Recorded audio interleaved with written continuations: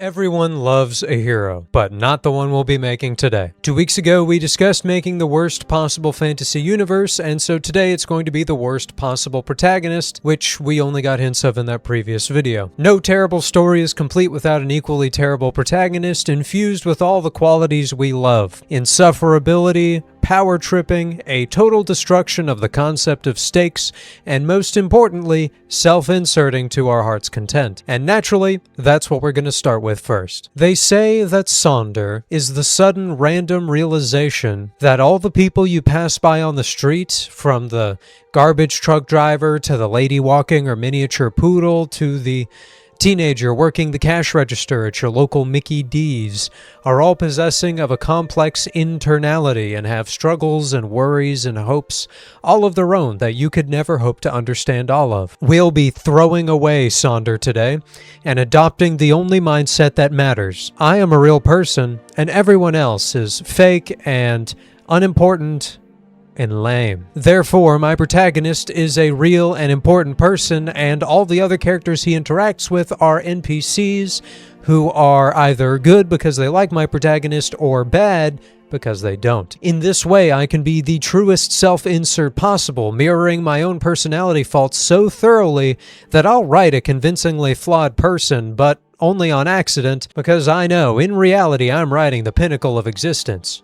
Myself. The next and perhaps most important ingredient to a well-refined self-insert character is that we are not writing someone who represents our true self, but who we think our true self is. Other people, the haters, might say that we're only generally tolerable to the people around us, only about average in intelligence, and have the looks of a boiled frog, but we know that we are the most charming person since Jared Leto, the smartest since Herbert Hoover, and the most attractive since Max Schreck in Nosferatu. But because we're all of these things, us and our protagonist will be even better than them. When we write a self-insert, we're not making a sad attempt to inflate our ego, nor are we fulfilling our own power fantasy and disguising it as a story meant for others to read. We're not even just trying to show off how cool we are. What we're doing is offering the world a glimpse into just how much better it is to be us than anyone else who has ever lived.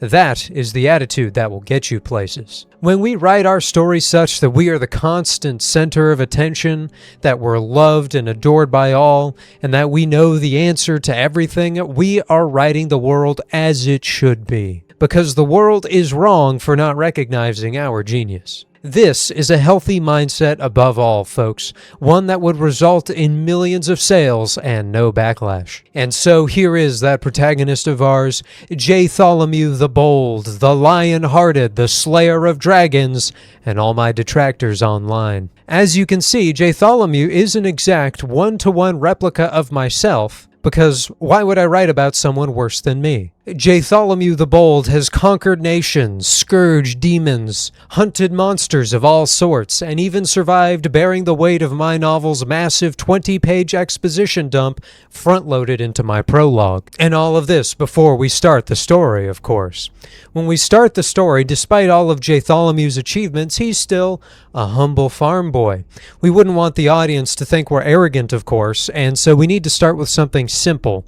A character with political responsibilities and existing reputation across the land, or really anything at all that prevents the audience from flawlessly projecting themselves onto me, Bartholomew, would all detract from the audience experience, because their tiny brains could never comprehend such complexity. Haters might say it's because I don't know how to write any of those things and I'm afraid of trying anything that isn't completely by the books. But as we've already established, the audience is always wrong by default. I should also mention that our protagonist is 18, or maybe 15 depending on the target audience and whichever market we're looking to exploit.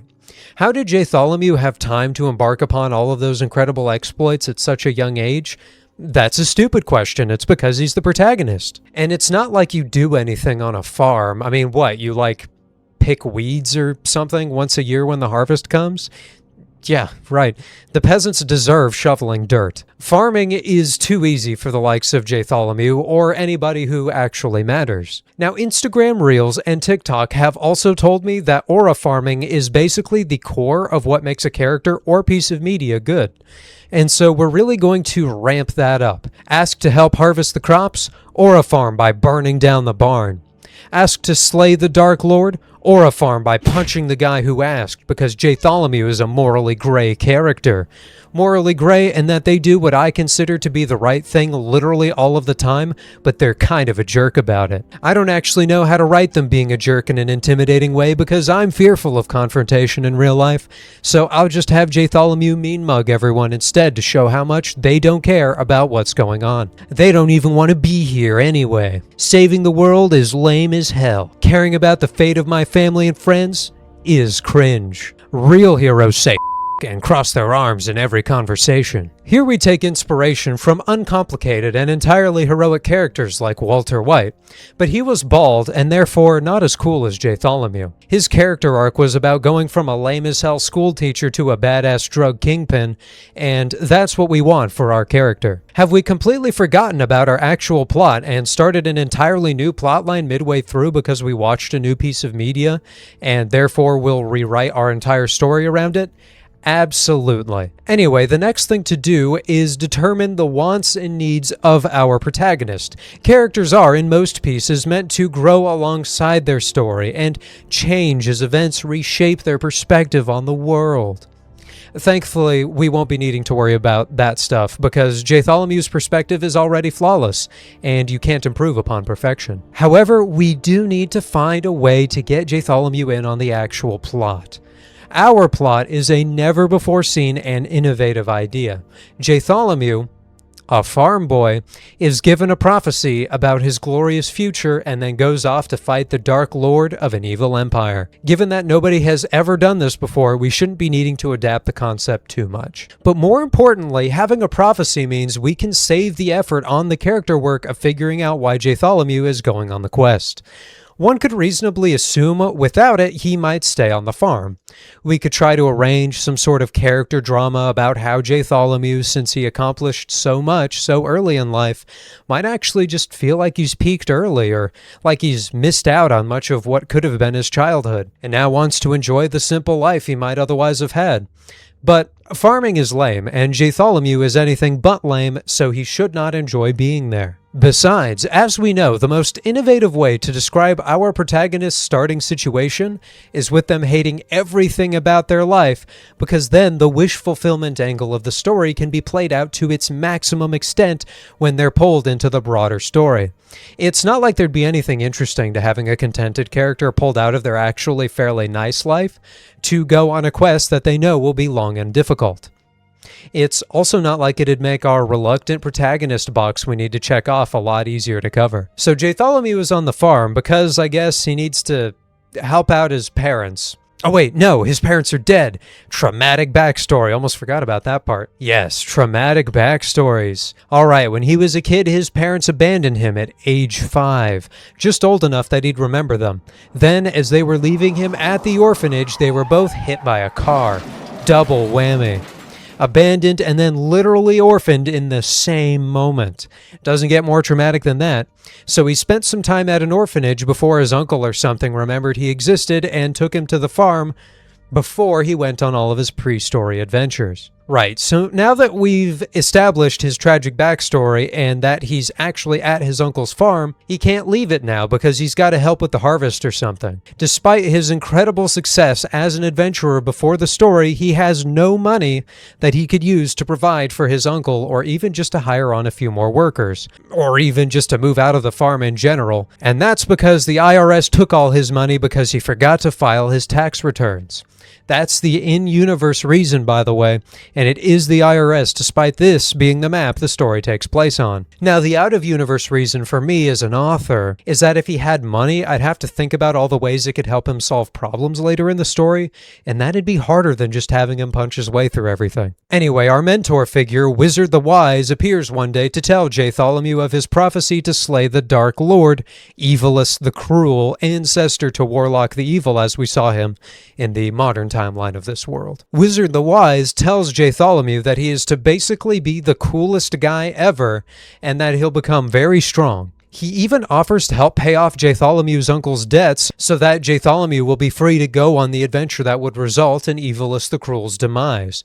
But Bartholomew is still going to resist the call. The first is because the hero's journey is the literal only way a story can ever be told, and therefore we need to fill in the refusal of the call box. And the second is because, as we've established, our protagonist caring about anything is cringe, and therefore he's not allowed to. So Bartholomew will pout and whine about leaving until Wizard the Wise offers him a cool sword. That cool sword, called the Cruel Slayer, literally crafted to specifically kill Evilus the Cruel, glows and is made of the mythical metal Bithril. Nobody has ever thought of an unconventional stronger than steel substance before, so there we've managed to make our world building even more unique. Despite the fact that this sword has existed for a very long time and is going to make fighting Evilus the Cruel trivial, Wizard the Wise knows it'll only ever work in the hands of Bartholomew for some abstract reason. But thankfully, it was not the fate of the world nor the insurance of his uncle's financial stability that convinced him to go, but the sword being cool, so we finally solved that issue. He'll still complain about being on the quest though, because we need to remind the audience that quests are stupid and lame. At this point, the audience may wonder why we wrote a traditional fantasy story if the protagonist, and clearly the author speaking through his mouth, hates them.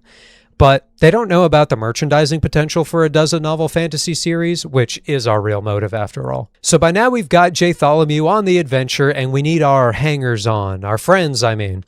Friends we wish we had in real life, but don't because we never go outside and are generally misanthropic. Our first and best friend for Bartholomew is Kide the Sick, who always has the sniffles.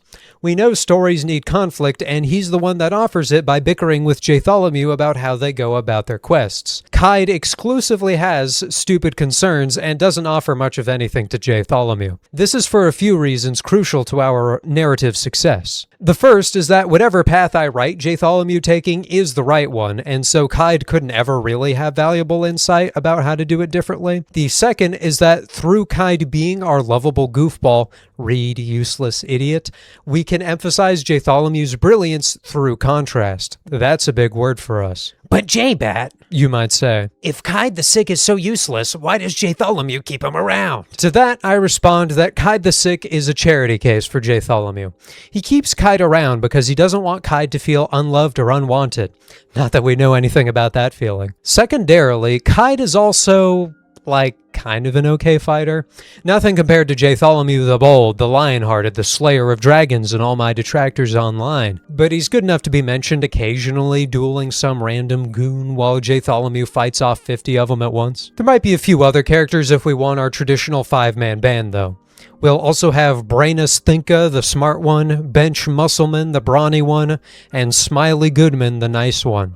They aren't really important, so they don't have character arcs or a double-digit number of lines, but they'll be there. One might think Brainus would find use coming up with plans or challenging Bartholomew's reasoning, but Bartholomew's always right. One might think Bench could fight off enemies Bartholomew might struggle with, but Bartholomew never struggles. One might even think that, when a gentle hand and a kind word is needed, Smiley would be up to the task, but nobody is kinder than Bartholomew, certainly not that cretin. But then we have to add in our Chemical X, the secret spice that every story needs. Even near-perfect pieces of media, like Cars, are lacking because they don't have this. A love triangle. That's right. So now we've to introduce the 2 extra members of our cast. There will be Retta Flagston and Clearly Writer. Both of these characters will endlessly fawn over Bartholomew from the moment they meet him, and will more or less be competing with one another for Bartholomew's attention. Through them, we'll see Bartholomew's inner struggle. They have no agency, and he can basically choose between them because that's definitely how these things work, but it's impossible for him to choose. Retta Flagston will be described as incredibly beautiful and attractive and hot. Her personality is being pretty or something. Clearly Writer will be almost an attempt to write a character, but not really. She's also just as attractive as Retta, but will add in some superficial flaw nobody actually finds unattractive, like a mole on her face, to imply she's somehow hopelessly ugly and therefore the wrong choice. Bartholomew will brood over this, which he will care about a little bit, unlike the plot, though he'll pretend not to care about either, until Retta Flagston betrays Bartholomew and his comrades because leaving any ambiguity whatsoever as to who the correct choice was would risk the audience's interpretation of the story differing from my own, and that is a cardinal sin. Everyone should have the same conclusions about my story, or they read it wrong. However, the next time Bartholomew and Clearly encounter Retta, Clearly will get mad at Bartholomew for ever having been attracted to Retta, despite Bartholomew having made literally no moves nor flirting at all with either of them, because I don't know how to write that, and the relationship being entirely initiated by Clearly. And of course, that'll happen because, as we all know, the best way to get asked out by a woman is to never interact with her and freeze up every time she looks at you. But we've made Clearly mad about it anyway because we need relationship drama to keep things interesting. Throughout the course of the next 11 novels, the two of them will break up and get back together probably once every 50 pages, because writing a steady relationship with two people who complement one another would be boring and would imply Clearly could offer anything Bartholomew didn't already have. This will never get annoying. But the end goal is to write the most toxic relationship possible, but play it as a sort of joke in the background, rather than something that's probably destroying both of them mentally. When all is said and done, we've got a protagonist sure to become one of the most beloved in literary history. He'll have a deeper character arc than Rodion Raskolnikov, a brighter mind than Sherlock Holmes, and a more beautiful end to his story than Samwise Gamgee. And so I, J-Bat, departing from the madness, thank you for watching this stupid video and hope you were entertained by it in some way. So if this sounds like a place you want to be, we have a Discord if you want to hang out with my editor and I, and a Patreon if you're crazy enough to want it, where we post all our videos early. As we close out, I'd like to thank our patrons: Shadowrunner, Sani, Isaac Parrott, Raymond, Don, Sadako, Cavalier, Sazabi, Shieldmate Fenya, and Michelle of the Knights of the Inner Circle. Vion and Jody on Void, our knights, and Greer, TRW, Craig, Victoria, Lorne, and Noah, our loyal squires. And remember, we didn't talk about the villain here because foils are made of tin, and his fight will only last half a paragraph anyway.